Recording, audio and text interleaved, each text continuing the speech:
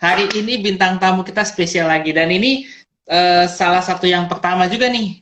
Beda bidang, beda divisi lagi. Kita udah pernah datengin orang awam dengan berbagai profesi. Kita pernah datengin perawat, kita pernah datengin dokter spesialis, pernah datengin siapa lagi ya? Gue, kan?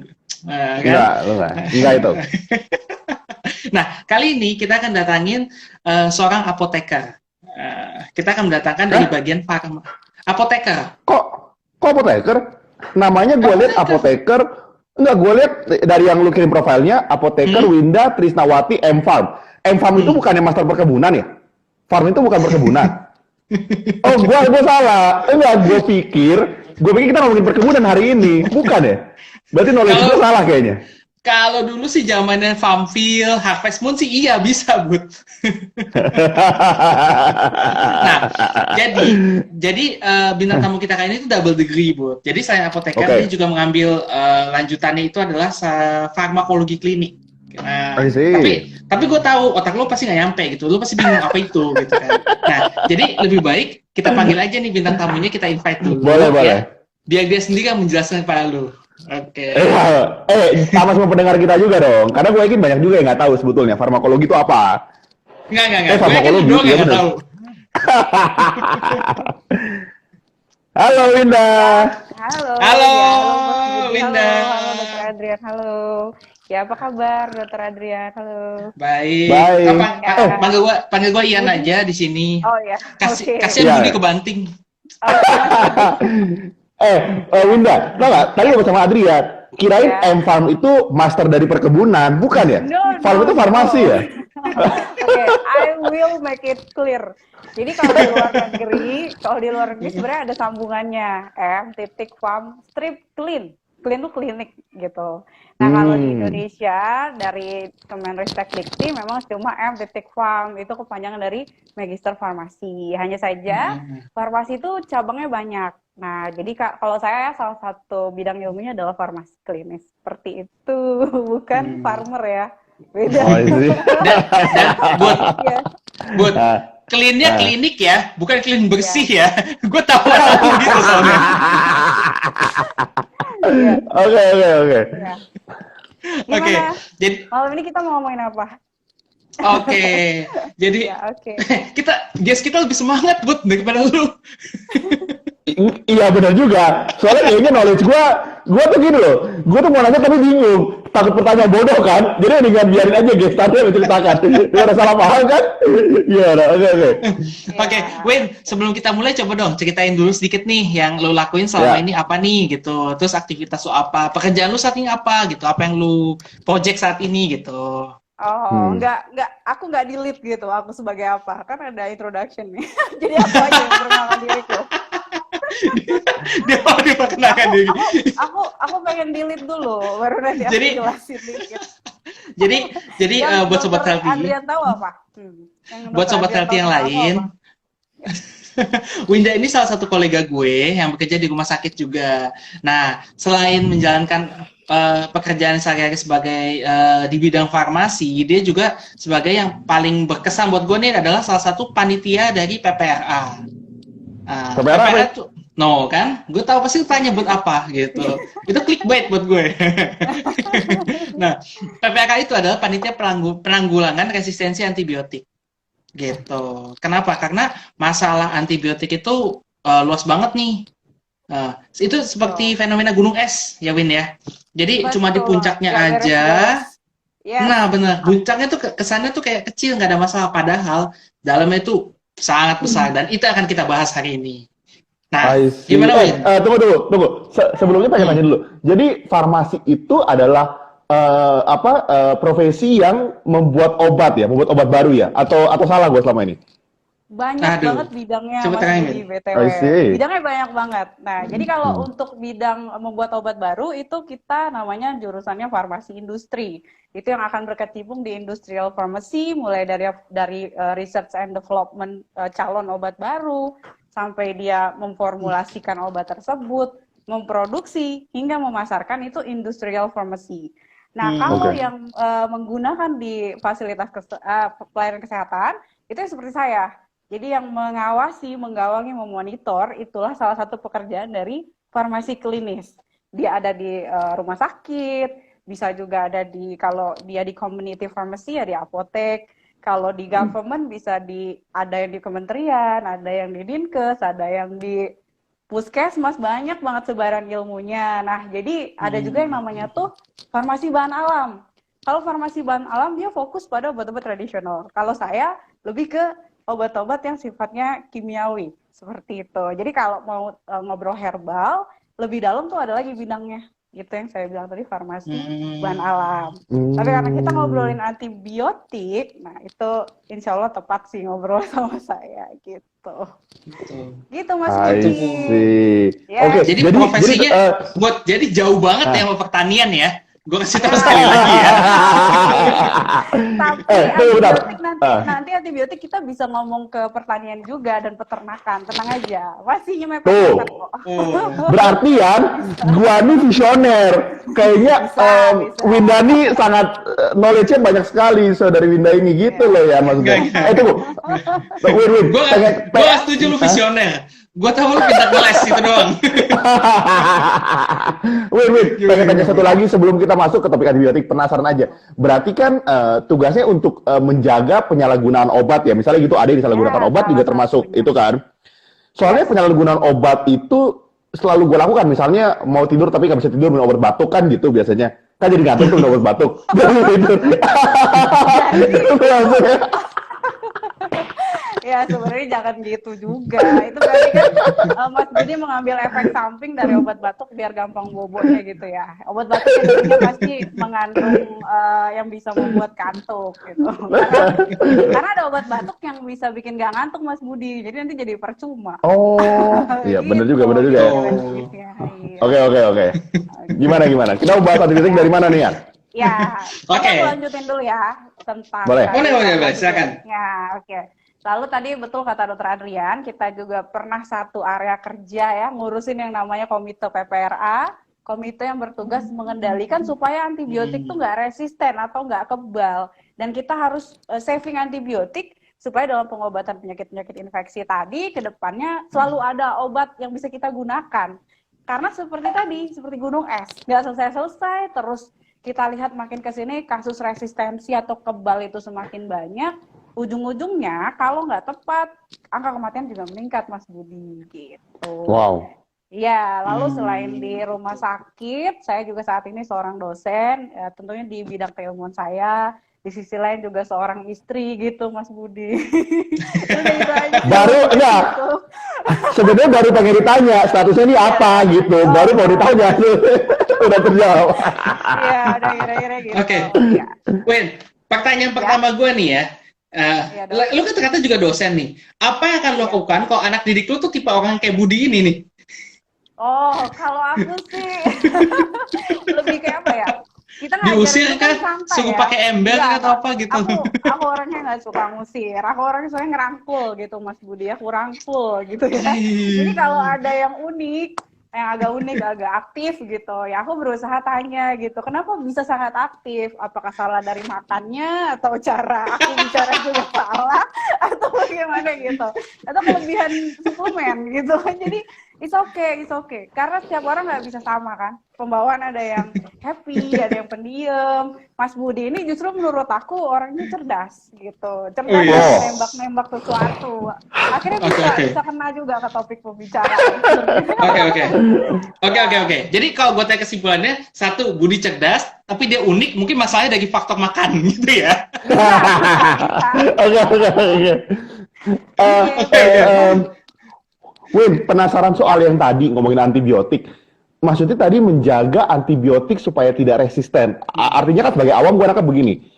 Penggunaan antibiotik yang berlebihan membuat virusnya jadi resisten kan. Obat batuk misalnya sakit apa dikit, antibiotik, jadi dia resisten.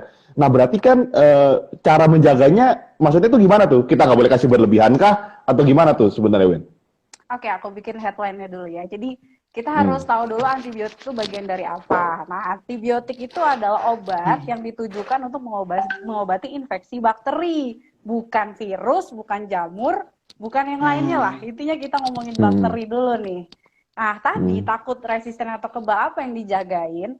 Karena gini, kalau boleh sedikit cerita ya, dan mungkin teman-teman healthiers di rumah juga sering mengalami nih, seperti Mas Budi tadi bilang, flu, batuk, atau apa, rasanya tuh kok kayak nggak afdol gitu kalau nggak pakai Hmm. amoxicillin atau pakai Iya, apa iya, gitu. iya, iya. Iya. Padahal Benar. basic dari apa ilmu demam batuk itu not always karena bakteri. Mungkin nanti Dokter Adrian bisa sedikit ini ya, bisa karena demamnya karena virus atau malah hal lain seperti itu. Jadi sebelum kita benar-benar tahu nih sakitnya ini adalah bakteri, ya janganlah konsumsi antibiotik. Karena antibiotik itu bukan solusi sakitmu sembuh, tidak seperti itu.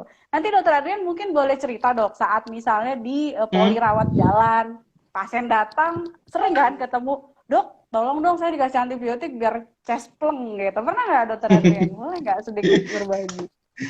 Oke. Nah, itu buat padahal jadi cerita gue ya, teman gue sendiri nih, Anthony buat. Nah, dia cerita kayak gini. Kalau dia datang ke dokter, kalau dia nggak dapat antibiotik, dia merasa rugi. Gitu. I see, oke. Gitu. Ngapain gue ke dokter kalau nggak dikasih obat? Jadi bagi kebagian orang awam, obat itu hanyalah antibiotik. Yang dilihat obat itu adalah antibiotiknya aja, gitu. Nah, seperti kata Winda tadi nih, penyakit itu kan banyak penyebabnya. Ada yang kuman atau bakteri, ada virus, ada jamur gitu. Nah, kalau bisa jamur ya kita kasih obat anti jamur. Kalau misalkan ada virus, kalau diperlukan kita kasih antivirus. Kalau misal bakteri, barulah kita kasih antibiotik.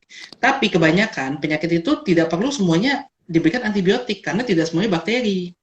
Gitu.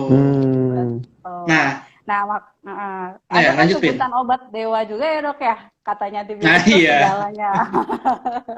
You are my everything gitu. Sering orang kayak gitu tuh dok. Nah, dan celakanya tuh kayak gitu, Bud. Jadi orang awam karena menganggap si antibiotik adalah obat dewa dan semuanya harus disembuhkan dengan antibiotik, mereka merasa kalau nggak dapat antibiotik, kalau ke dokter itu mereka nggak berobat. Ya. Gitu. Nah, sekarang Nah, ini Mas I Budi. see. Ya. Nah, iya, Bud. Iya. Lu sendiri gimana, Bud? Murah. Ayo. Ayo. Iya. Ngaku ya, Bud. Ada nggak pernah ada feel seperti tadi? Aduh, gue kayaknya belum dapat resep antibiotik nih, nggak afdol nih, nggak sembuh nih, kayaknya nggak cepet. Gitu. Ada nggak? Pernah nggak? Karena setiap kali ke dokter kan pasti ada yang bilang nih, yang ini mesti habis ya, itu kan pasti antibiotik kan. Misalnya dikasih banyak obat, ini panas kalau nggak usah, nggak dihabisin. Berarti dari kecil stigmanya itu ada satu obat sakti yang harus habis gitu, atau ada satu obat wajib, dan itu kan jadi kebentuk sebetulnya. Oke, obat ini mesti habis, kalau nggak virusnya nggak mati gitu, atau kita nggak ngerti lah, atau kumannya nggak mati waktu kecil. Nah sebenarnya yang aku jadi penasaran tuh gimana sih cara kita ngebedain, mungkin awam ya, kalau awam mungkin bingung, gimana sih kita mesti ngebedain antara kapan kita mesti minum antibiotik dan kapan kita mesti enggak.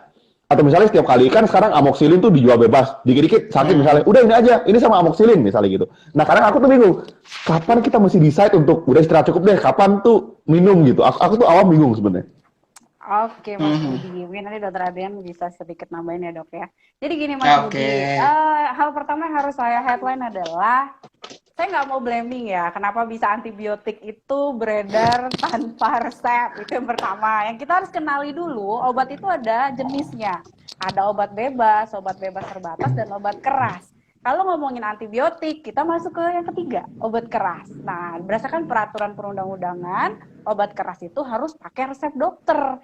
Jadi apabila ditemukan di pasaran, bisa dibeli seperti kita membeli paracetamol atau yang lainnya yang obat bebas atau obat bebas terbatas, ya itu berarti salah satu pelanggaran seperti itu ya. Nah, tujuan kita bicara di sini supaya juga teman-teman healthiers yang non medis itu tahu tentang penggolongan ini dan mereka jadi oke, nggak perlulah kalau misalkan mau berobat, mau self medication atau berobat sendiri di rumah, langsung antibiotik. Karena apa? Tadi untuk menjawab pertanyaan Mas Budi, untuk kita tahu kita lagi infeksi bakteri atau tidak, itu diperlukan pemeriksaan tambahan. Tentunya tidak bisa dilakukan di rumah, hanya berdasarkan tanda dan gejala.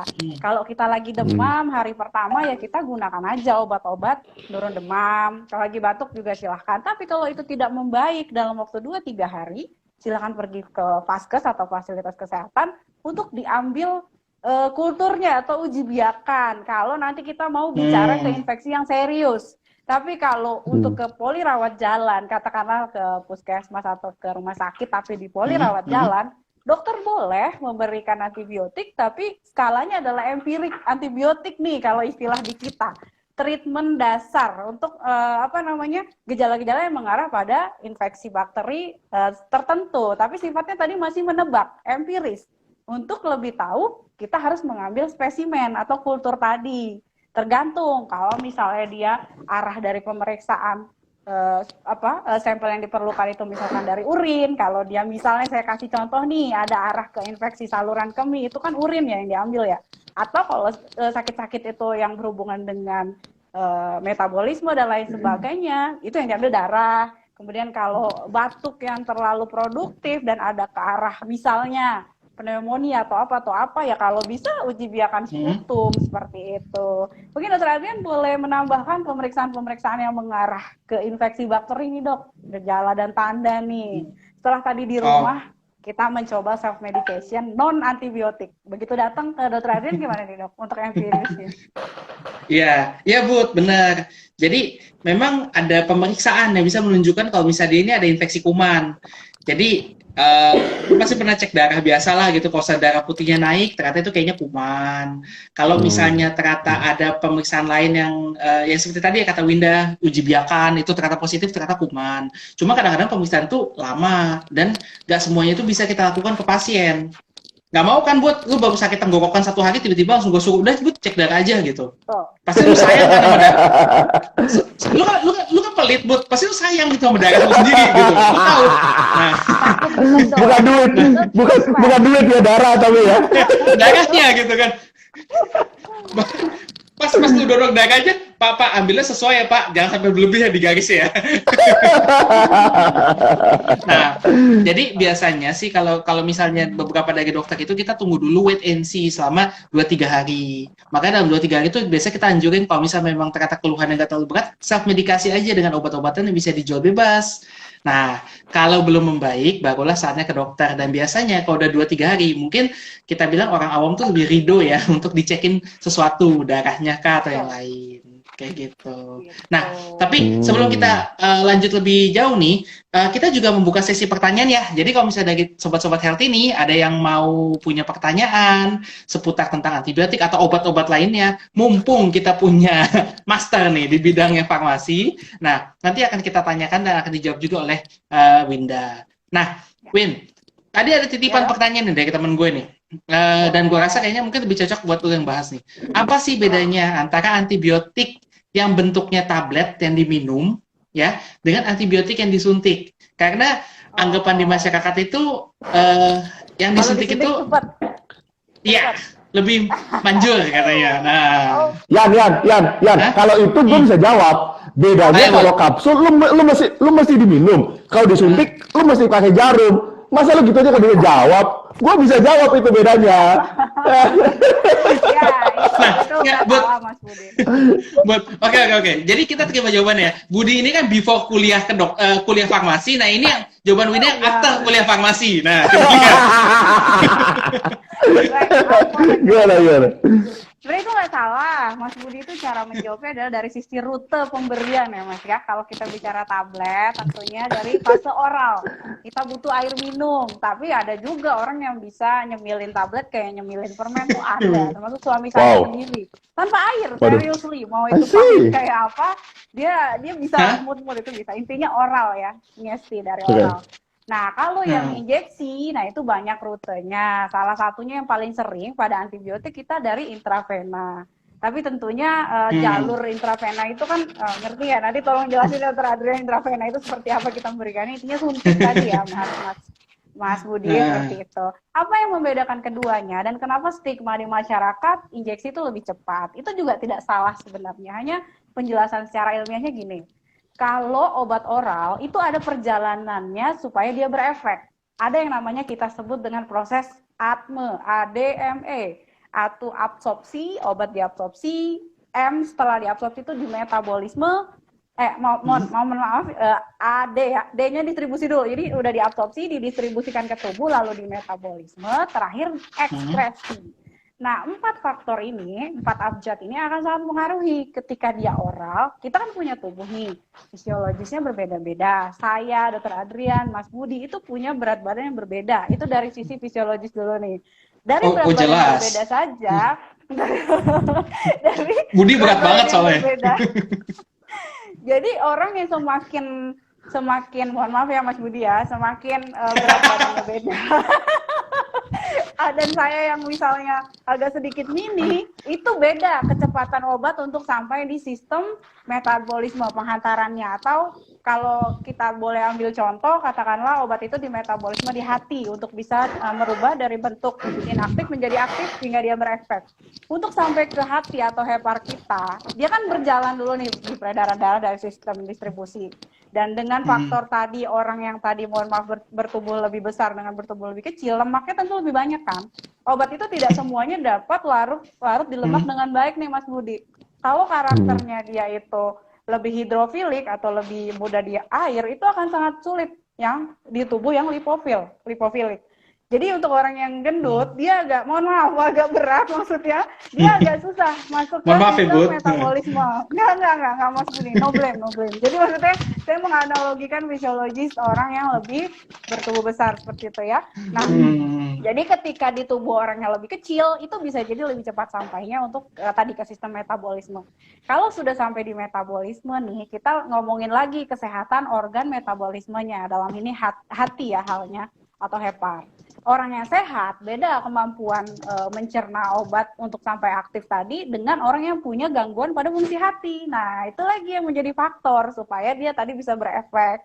Lalu setelah dia menjadi bentuk aktif di hepar misalnya, dia baru bisa nanti menuju ke target aksi. Infeksinya di mana? Setelah pun dia berefek, ada lagi yang namanya sistem ekskresi. Kita kalau bicara ekskresi, misalnya ginjal, tapi tidak semua obat bermuara di ginjal, ada juga yang di lainnya gitu ya. Tapi dalam hal ini yang paling umum di ginjal. Nah, di ginjal pun kita harus memperhatikan kemampuan ekskresi saya, Dr. Adrian atau Mas Budi, itu beda-beda. Tergantung tadi, kemampuan fungsi ginjal masih normal atau tidak, atau sudah ada kerusakan yang akut sampai kronis seperti itu. Barulah dia bisa yang dinamakan terserap dan berfungsi dengan baik. Itu kalau oral.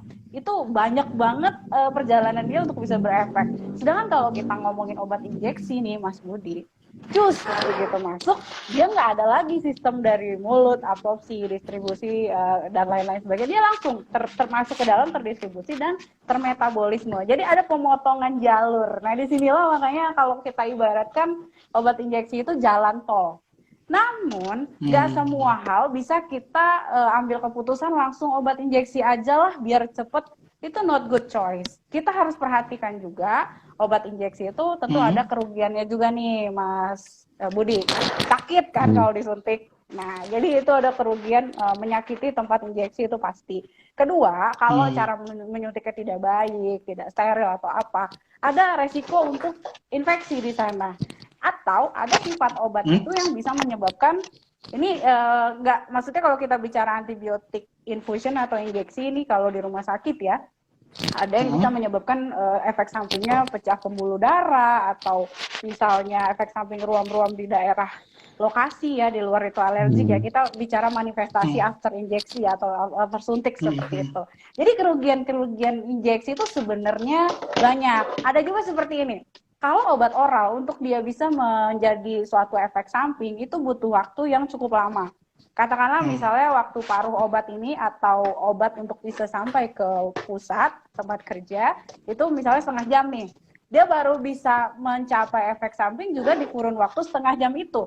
Tapi kalau injeksi, katakanlah obat ini punya kerja yang cepat banget ya. Dalam waktu 15 menit bisa saja langsung terjadi efek yang tidak diinginkan. Jadi ada plus minusnya gitu. Namun dalam keadaan gawat, memang kita rekomendasikan yang injeksi. Misalnya infeksi. Nah, gitu ya. berarti sebenarnya ada benarnya juga nih, ya Win, Bud. Kalau misalnya opini masyarakat, kalau misalnya ternyata antibiotik injeksi ya memang lebih cepat kerjanya. Ya nggak gitu. salah. Tadi saya bilang, nggak salah. Cuman penempatannya. Gitu. Dan mungkin tambahan terakhirnya mungkin ini ya, karena antibiotik itu biarpun kerjanya cepat, tapi efeknya nggak instan. Dia nggak langsung membunuh si bakteri saat itu juga gitu. Betul, need Jadi time tetap juga. perlu waktu juga. Ujung-ujungnya sebenarnya sih Ya, memang menurut kata Winda ya. Jadi memang ada positif dan negatifnya juga gitu. Tergantung dari bagaimana diperlukan oleh si pasien dan biasanya sih dengan tenaga medis yang menganalisanya. Gitu ya Win ya. betul. Sebagai awam pengen tanya, jadi yang menentukan injeksi atau dia oral itu satu mungkin kondisi fisik pasiennya, seberapa gawat kondisi saat itu, sama mungkin gawat bakterinya juga kali gitu ya. Jadi dia nggak sembarangan misalnya kena batuk pilek injeksi aja gitu, karena banyak faktornya ya. Ya, betul. Nanti Hmm. Dokter Adrian boleh tambahin dikit ya, Dok ya. Tadi saya sedikit Oh ya. menyinggung tentang sepsis nih, Mas Budi. Itu salah satu infeksi bakteri yang sifatnya sistemik atau menyeluruh ke tubuh kita ini dan menyebabkan kematian sangat cepat. Nah, itu biasanya kita temukan pasien-pasien di rumah sakit ya. Demam udah sekian hari, diikuti gejala-gejala lain, perburukan nih sampai ke rumah Hmm. sakit, kita cek salah satu pemeriksaan laboratorium yang paling menandakan sepsis itu misalnya namanya prokalsitonin nih Mas Budi atau singkatannya PCT. Saat itu naik, lalu di ronsen segala macam, leukosit naik juga. Pokoknya banyak hal yang menentukan diagnosa ke arah sepsis. Itu persyaratannya antibiotik injeksi dalam hal ini beta-lactam ya, protokol utamanya harus masuk dalam waktu kurun 1 jam. Itu golden time-nya. Kalau lebih I dari 1 see. jam kita telat, kita die gitu. Jadi ada memang kasus infeksi yang sifatnya se-emergency itu nih Mas Budi gitu. Terus Gitu. boleh Jadi nambahin juga mungkin. tergantung. Cukup sih. Jadi memang itu yang butuh kembali lagi sesuai kasusnya nih. Nah, sekarang nih kita pengen masuk nih ke topik utamanya nih. Pertanyaan utama kita nih. Tolong bisa nggak Winda jelasin gambaran sedikit aja, mungkin dengan bahasa yang lebih ringan lagi, kenapa resistensi antibiotik itu menjadi masalah utama nih? Nggak cuma di Indonesia, tapi di seluruh dunia. Sampai bahkan ya Bu ya, dibentuklah panitia khusus itu yaitu PPRA untuk menangani antibiotik. I Gitu. see. Oke. Oke, aku coba jelasin ya. Tadi dari Mas Budi bilang juga masalah utama yang kita temui sampai sekarang nggak bisa kita kita hentikan itu fenomena di masyarakat dulu. Satu, stigmanya dulu dari masyarakat. Tapi saya sangat appreciate dengan government kita ya Indonesia ini, pemerintah sudah menurut saya effortnya luar biasa untuk bagaimana mengedukasi masyarakat biar tahu bahwa antibiotik ini bukanlah obat-obat yang yang sangat mudah didapatkan atau dikonsumsi dengan tanpa indikasi, dengan tanpa resep dari dokter. Jangan sampai seperti itu terus. Dan ini belum selesai sampai sekarang. Mengedukasi itu ternyata nggak gampang, Mas Budi. Kita edukasi 1-2 orang sampai sekian orang, belum tentu yang di komunitas itu mengerti gitu. Kadang butuh berkali-kali untuk beri pengertian itu. Yang kedua, dari sisi pelaku usahanya. Sebenarnya saya nggak mau blaming terhadap satu profesi tertentu atau satu orang tertentu gitu ya. Jadi fenomena pelaku usaha yang menjadikan ladang bisnis antibiotik menjadi bebas itu ya, itu yang sekarang juga menjadi masalah pemerintah kita juga nih. Nah ini sebenarnya agak sensitif di sini. Kenapa menjadi asik bisnis ini Mas Budi? Karena ini sangat mahal ya, antibiotik itu sebenarnya mahal. Dan kalau penggunaannya juga overuse, tidak tepat, itu justru sebenarnya menjadi beban negara ujung-ujungnya. Karena tadi banyak kasus resisten atau kebal akhirnya tidak tertangani dengan baik, nyawa melayang sia-sia, atau kalau kita tinjau dari segi perawatan di rumah sakit itu kan menambahkan biaya kita tinggal di rumah sakit lebih lama. Itu salah satunya ya bahaya dari antibiotik. Lalu kenapa sih dunia sampai heboh banget? Karena tadi angka mortalitas atau kematian di dunia itu setelah disurvei nih Mas Budi, sekian tahun belakangan ini semakin muncak kayak kita mau naik gunung. Karena penggunaan antibiotik yang tidak tepat tadi. Bakterinya semakin kebal, semakin ganas membentuk kerajaan bakteri ya kalau kita ibaratin. Sehingga dia tuh nggak mempan nih Mas Budi. Pernah dan sering bahkan ya kita ketemu kasus, mungkin Dokter Adrian juga dulu satu tempat kerja dengan saya. Jadi pasien masuk itu sudah dengan keadaan yang parah, dengan hasil uji biakan atau hasil uji kultur yang tadi kita cerita di depan, itu semua dicobakan ke antibiotiknya, semua gagal atau resisten atau kebal, tidak mempan Mas Budi. Jadi kita udah nggak ada pilihan, segitu gawatnya antibiotik A, B, C, D, semua yang ada di RS nggak mempan. Nah gimana coba mau ngobatinnya? Sampai kita tinggal punya satu obat waktu itu tapi harus beli di luar negeri dan itu inden. Bagaimana kita mau menyelamatkan nyawa gitu dengan obat yang inden tadi? Obat yang inden apalagi dari luar negeri dan itu satu-satunya penyelamat, kita katakanlah obat itu colistin ya, itu tidak diproduksi di Indonesia dan itu bisa ampuh untuk melawan bakteri seperti Acinetobacter dan lain sebagainya. Ini harus kita beli di luar dalam kurun waktu 3 bulan karena ada proses legalitas dulu dari kementerian. Nah, kalau orang datang sudah dengan semua nggak mempan, tinggal ada colistin yang di luar negeri sono, ya gimana? Jadi itu bisa melayangkan nyawa lagi gitu. Nah, itu dia makanya tuh masalahnya, Bu. Tapi Win, sorry, gue nggak setuju pas lu ceritain tentang bagaimana kan cari keuntungan gitu. Gue takut ya si Budi akan make nyakain untuk cari keuntungan gitu. Oh, gitu ya. Gue tuh langsung sampai rekomendasikan Bener-bener ya. Lu pasti lu pada muka itu, wah cuan nih, cuan. Tapi itu terjadi, ya, itu sangat menyedihkan sih fenomenanya. Jadi saya juga sebagai salah satu orang yang mengerti tentang hal ini, sebenarnya prihatin dengan keadaan negara ini, gitu kan. Dan nggak di negara ini aja, ini masalah dunia, Mas Budi. Jadi di luar juga sama aja, gitu kan. Ini sebagai awam pengen tanya sebenarnya, gini-gini, gue kebayang yang tadi karena tingkat mortalitas meningkat setelah akhir-akhir ini karena kondisi mereka makin kebal. Pertanyaannya, misalnya contoh kita dari kecil biasa antibiotik karena batuk pilek misalnya gitu ya. Apakah kita akan meninggalkan serusan batuk pilek nggak ada obatnya? Maksudnya, jadi enggak, maksudnya tuh bingung. Antibiotik seperti apa yang kita bisa sampai resisten gitu? Dari kita biasa nih kondisinya pasti batuk pilek antibiotik. Terus levelnya bisa sampai mana gitu? Tiba-tiba ini udah nggak ada obatnya nih gitu. Penasaran aja gitu sih. Jadi gini Mas Budi, nggak mungkin orang tiba-tiba batuk pilek tanpa ada penyerta atau komorbid mati mendadak gitu kan, enggak. Jadi mekanisme resisten atau kebal itu ada fasenya. Jadi misalnya Mas Budi itu nggak terasa aja gitu, dari kecil udah dicekokin antibiotik A gitu ya, terus sakit lagi di satu periode minum lagi antibiotik B, lama-lama kan itu terakumulasi di tubuh ya. Dan ada satu waktu, bom waktunya ketika Mas Budi sakit, minum antibiotik dan itu nggak tepat, sementara metabolit yang sudah pernah ada dulu diberikan ke kita tuh bukan berarti tidak tertinggal di tubuh. Boleh searching literaturnya. Jadi semua yang kita konsumsi itu obat, tentu ada lah 1-2% yang tertinggal di tubuh kita. Nah kalau banyak sudah kita terima oleh tubuh, ini kan ada proses adaptasi ya. Dan ada juga yang namanya sistem seleksi, ibaratnya seleksi alam lah seperti itu.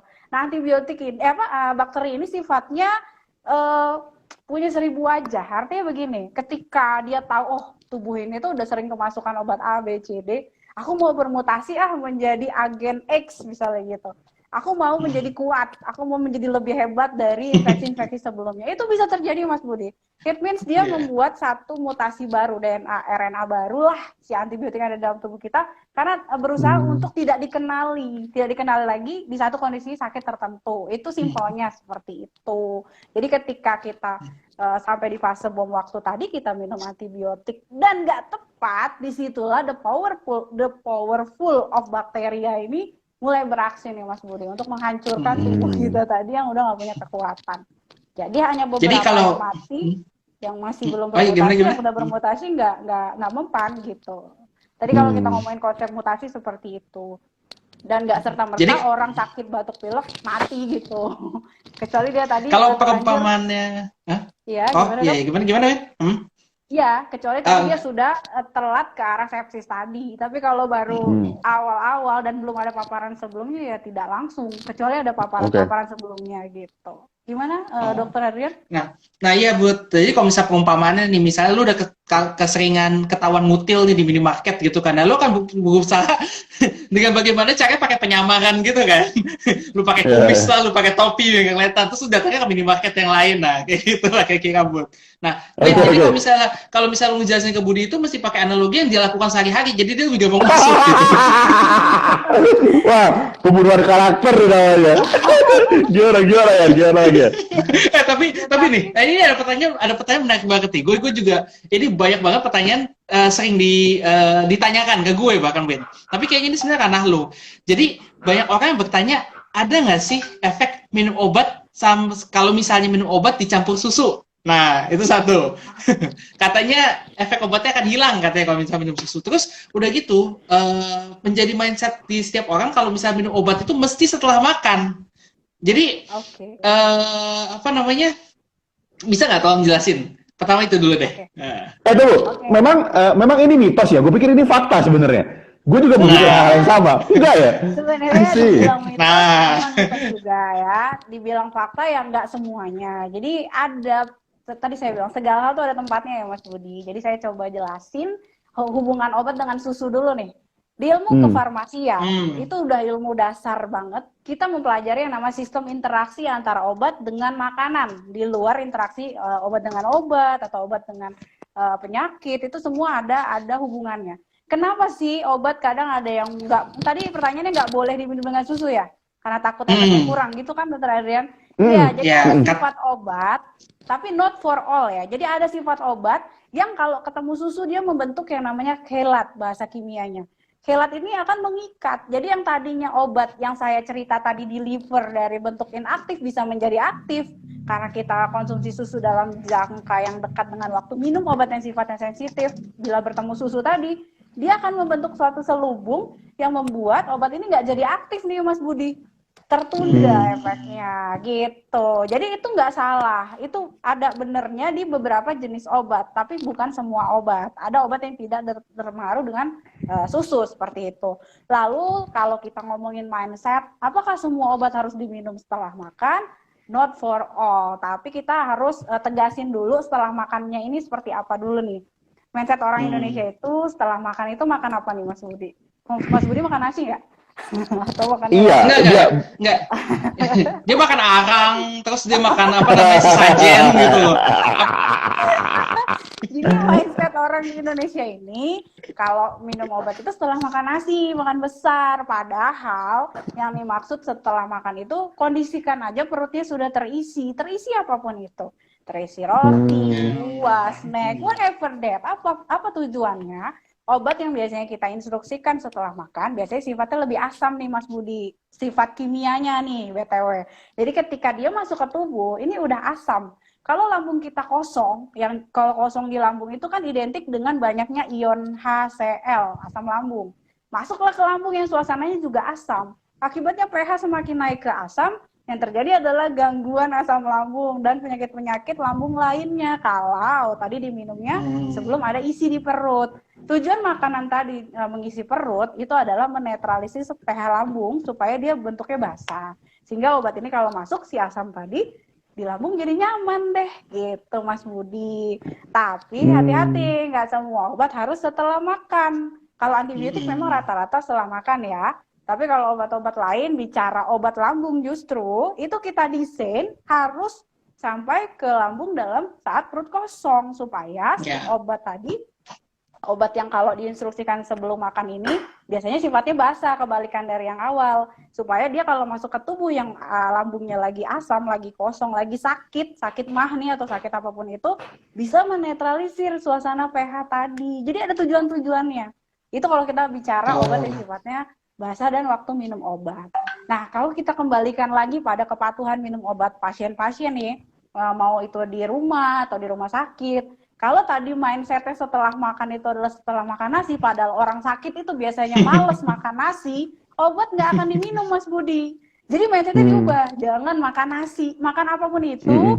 Kalau udah ngerasa ada sesuatu di perut, entah itu buah, snack, whatever, minum obat. Jadi nggak harus kita tuntut orangnya, makan nasi dong biar bisa minum obat. Karena saya sendiri kalau sakit itu nggak suka nasi, gitu Mas Budi. Nah. Kalau saya sih sakit atau nggak sakit sukanya daging. Kayaknya daging aja nggak usah nasi kali ya. Iya. Boleh, nggak ada masalah. Nah, berarti next time nggak ada lagi ya alasan gue gendut karena gue mesti minum obat. Nah, jadi gue mesti makan dulu. Nggak ada. Ya, nah, jadi ada interaksinya Mas Budi.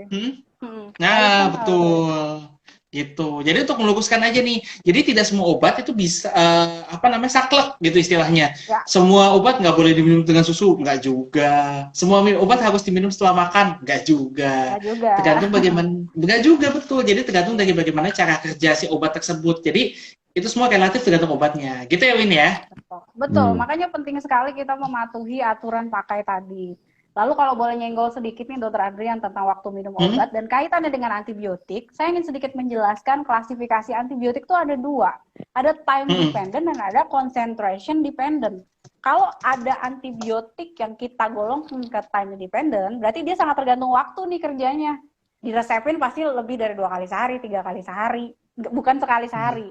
Kalau concentration atau basicnya ada dia tergantung pada dosis, rata-rata diresepin cuma sekali sehari.